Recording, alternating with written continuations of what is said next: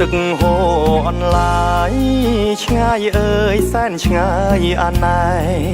ទឹកហូរនាំយកទឹកភ្នែកគ្រាតែបែកចាំងស្នេហ៍មាត់ស្ទឹង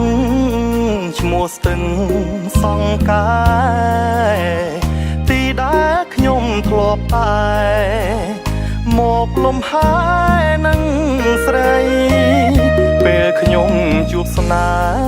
ហ៍មានតែស្ទឹងនៅជាគ្នាធ្លាប់ឮពាក្យខ្ញុំចរចាពាក្យសន្យាក្នុងរាត្រីស្ទឹងអើ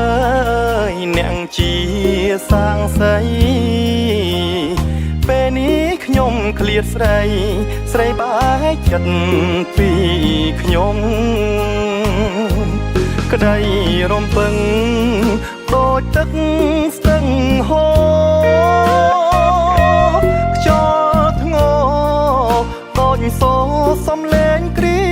មក្រំសັດបាំងសៃឃ្លាតចាក់ត្រនំខំស្រែកយំតលតែដួងចិត្តខ្លោចផ្សា